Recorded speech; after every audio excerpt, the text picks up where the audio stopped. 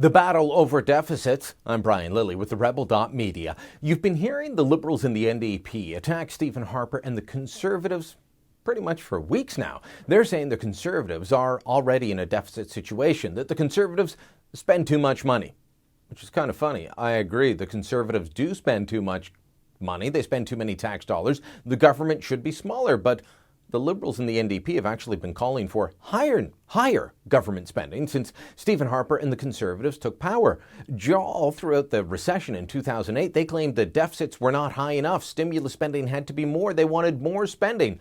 Now they denounce those deficits and still call for more spending. So now at a campaign stop in Ottawa, Stephen Harper is hitting back.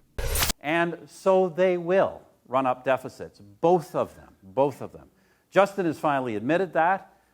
The three deficits, he says, modest deficits, he says.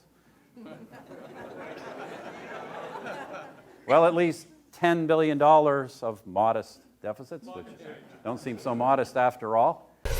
And he's right, because after attacking Harper and the Conservatives for deficit spending while also calling for more spending, Justin Trudeau has now said that if he and the Liberals take power, they will run deficits so they can invest in Canadians. I told you about Trudeau's infrastructure plan last week. About 2/3 of the planned $60 billion in what he calls infrastructure spending over 10 years is actually social spending. He calls social program spending on things like daycare social infrastructure. It's part of why he says deficits are acceptable. But while the Liberals have said that they will run a deficit, the NDP keeps saying, no, we won't. So it was interesting on Sunday to see the Liberals and the Conservatives both release their own analyses, claiming the NDP are going to rack up lots of red ink to pay for their promises. The Liberals claimed the NDP shortfall would amount to $5 billion in the first year, $28 billion over 4 years. The Conservatives put those figures a bit higher, $8 billion in the first year, and they estimate more than $34 billion worth of unfunded promises over 4 years. Minister Kenney laid this out yesterday. Nearly $14 billion, the NDP, nearly $14 billion in new first-year spending alone, rising to almost $35 billion per year when fully implemented. By the way, that's not even accounting for more than 125 other promises that we haven't yet been able to cost. Did you hear that? 125 unfunded election promises so far. So what's Mulcair saying about all of this? Well, he claims, no, we'll still not run a deficit because, he says, they have different priorities. We've always explained exactly how much it was going to cost. We've said every step of the way what changes we would make on the revenue side. For example, Mr. Harper has a plan that he calls income splitting. That only benefits 15% of Canadians, some of the richest families in the country. We're going to get rid of that. And that's the type of thing that we will use to put that money towards $15 a day quality childcare. So Canadians know that the NDP has the best track record for balanced budgets of any party in Canada. Proud track record, goes back to Tommy Douglas.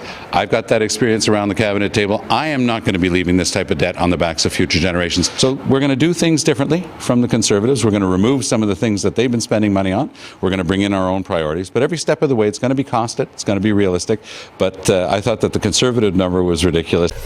Oh, that bugs me because it's actually not true. The vaunted NDP track record, I can point to Ontario, I can point to British Columbia, I can point to what's happening in Alberta now, and I'll take this on. The idea of the NDP's fiscal prudence, I'll take that on later in the campaign. But for now, what would Mulcair do? How would it affect you? Well, he would cancel income splitting for families. He's philosophically opposed to income splitting, but he wants you to believe he won't take it away from seniors because somehow it's good for seniors, just not for the rest of us. He would raise corporate tax rates even higher, even though he admitted he doesn't actually know what the federal corporate tax rate is, just that it should be higher.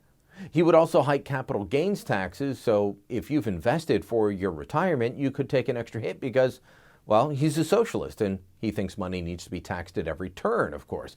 He's not a fan of tax-free savings account because, well, your money isn't really yours to a socialist, it's the government's money until they let you keep it. The NDP and the Liberals want you to think that Stephen Harper's deficits are bad. I admit, I'm no fan of them.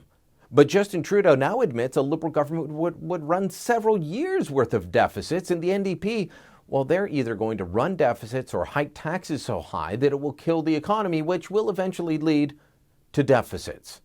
Know this, and then act accordingly when it comes time to vote.